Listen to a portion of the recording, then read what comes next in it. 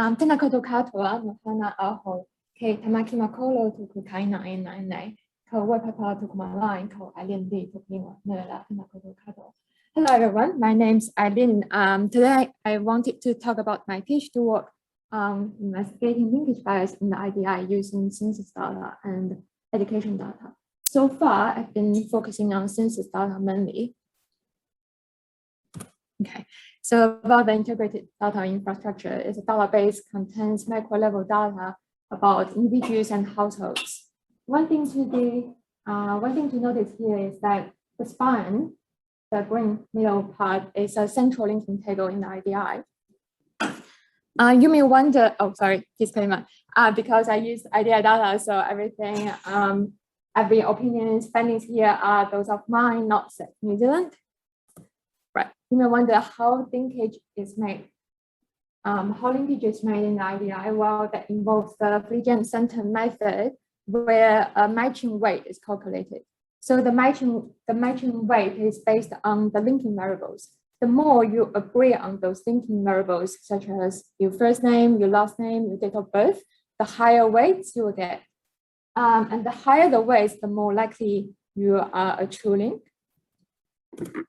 So, because there is no unique identifier for New Zealanders, and therefore only probabilistic linkage can be made as opposed to deterministic linkage, which may introduce some bias, and that bias include both missed links and false links. What is a missed link? So for example, I filled out 2013 census form, but my census record is not there. That's a missed link. Then what about a false link? For example, my census record is linked to Natalia's educational records. That's a false link. Why should we care about linkage bias? Because if that bias is low, then it probably should be fine for whatever you do next in terms of your modeling, your analysis. But if that linkage bias exceeds a certain threshold, 1%, then, well, that 1%, then it may introduce some bias into the analysis you do. It bias your estimates from your modeling. Okay. So naturally, you would ask, then how would you identify missed links and false links? Right, for missed links, we think that's easier to tackle. And therefore, so far, I've been focusing on identifying false links, which still remains a challenge. Right. I'll briefly comment about the plans regarding missed links. As I mentioned, that central linking table called SPAN, that SPAN has 3 contributing data sources: TIA, IRD, and visa data. So since I'm looking at 2013 census population, I'll just start from 2013 census and then link those census individuals to those 3 data sources and see who should be there but are not there. And from there, we can implement some weighting approaches so that we assign lower weights to people who are more, assign a higher weights for people who are more likely to be missed out, and the lower weights for people who are less likely to miss out. And so we get an adjusted population. In terms of false links, we have come up with a few ways to identify false links. I will go through them in more details later. And the reason we want to have those indicators is because we wanted to do something, we name it multiple linkage. And that is similar to multiple imputation, where we replace one person with another person randomly in the population, so that we can see how bad a false link could bias your estimates. Okay, now onto the indicators. The first one, SPAN indicator, is from personal detail table. So this SPAN indicator tells us if this one person is linked to the SPAN or not. And here's an example. So example 1 is a stable link. If we look at 6 refreshes, refresh is a production run by Stats New Zealand where more data is gets put into the data lab. So refresh if we look at 6 refreshes, a stable link would have a span indicator of 1 across all the time, and therefore would have a sum of 6, whereas an unstable link would be linked at some refreshes but not the others, and therefore in the second case here, this person is linked at refresh 2, 3, and 5 but not the others, so would have a sum of 3. And example 3 is another extreme example where this person has never been linked, so would have a sum of 0. Right, so for people, once we sum that up, we flag people in between the highest and lowest value and give them a flag of 1, so that 1 is our indicator. We looked at 9 refreshes and 6 refreshes separately. 9 refreshes because there are 9 refreshes currently available in the IDI. Okay, so move on to the second set of indicators, which are agency UID based. What we know about the IDI is that agency UID changes every refresh, but the agency UID does not change.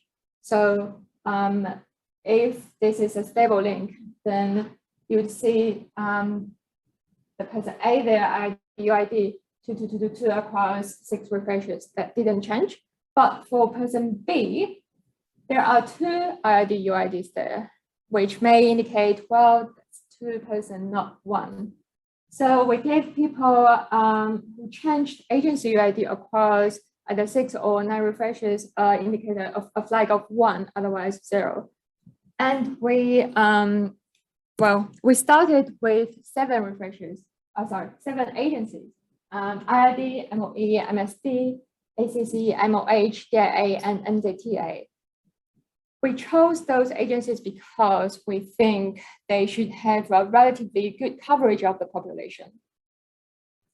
And then we looked at the number of UID changes between 2 adjacent refreshes by agency. And we saw that, between refresh 5 to 8, so those colors there, the number of UID changes are much higher than the rest.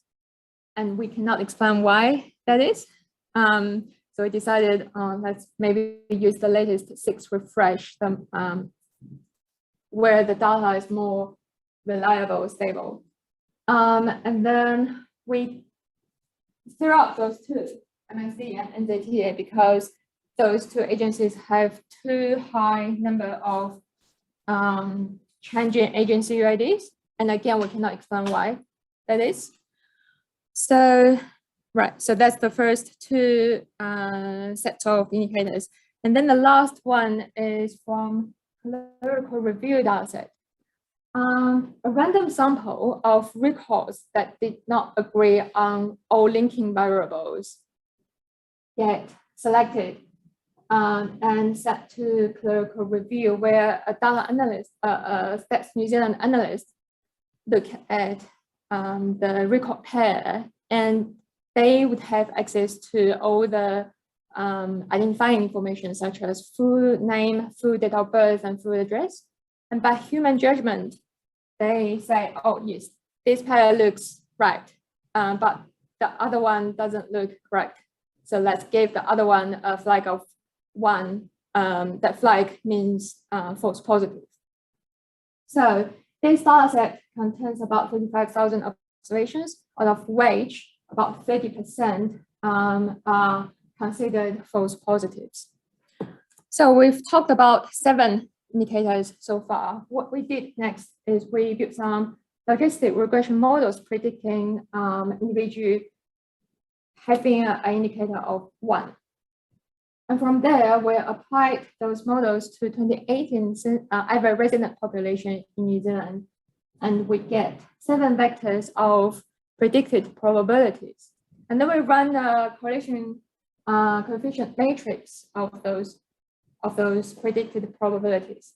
The idea of that is, if those indicators are good, then we should get relatively high correlation coefficients, high being more than 0.8 or 0.9. But what we see here, what in reality is very, very low coefficients. So that leads to the conclusion. There are two possible explanations of what we see here. One is that those indicators just aren't good. They are not picking up the false positives and they are not telling the same stories. Or a second explanation is that, those false links are just random. There's no pattern of them. And so you shouldn't worry too much about those false positives because they would just be like random noise in your model and shouldn't bias your estimates too much. That's me. If you have any comments or ideas, please come talk to me later because I'm running over time. Or if you have other possible thoughts of how I might or you might identify false links in the IDI, please come and talk to me. That would be really good. And lastly, a huge thank you to my supervisor, Baramel and Thomas Longley, and thanks Michael and Papa and Anna for providing the colloquial review dataset and also for their support. And then thanks Cherie and Craig for being my PhD advisor and PBI for providing data lab access. Thank you. We've got time for one question or comment if someone has a question or comment. Hi. During the linking process for the IDI, they create a series of weights. Yes. So have you used any or had access to or used any weights? Well, firstly, those weights are not available to us. And therefore we cannot use those weights. The only thing we get from the linking team is that colloquial review dataset, which tells you if this person is considered a false link and some other characteristics of. So it's not to say that have you explored the option or asked about it? You asked, didn't we? Yeah. Yeah, I think the answer was no. The other interesting thing, if I may answer this, the other interesting thing there is because they do various, what do they call them, blocks? Blocking variables. Yeah, various passes, that's various passes. What's a high weight on one pass may not be a high weight on another pass, so just pulling them together can, and having all the weights there, even if we had them, which we don't, can be slightly misleading. Yeah. And some linking projects have, say, 7 passes, whereas other linking projects may have only 3 or 5. So that makes it even harder to combine the weights. It's a you could look at it as, you can get around it by just throwing away the passes, the first passes anyway, because they're generally like linked by exact match on first name, last name, age. Yeah. So, I mean, yeah, that would be good. In case people here, do we have access to the weighting information? So the Filigi-Sundar weights. The theory behind this, are they linked to every spine or in the refreshers or only some of them, is that those are only linked to some, probably have weights on the borderline, and so are more likely to be false. Well, the other thing to say is these are all guesses about what a false link is, and if you've got any other better ideas, let us know, because looking rather random at the moment, which might be true. Anyway, thank you, Eileen.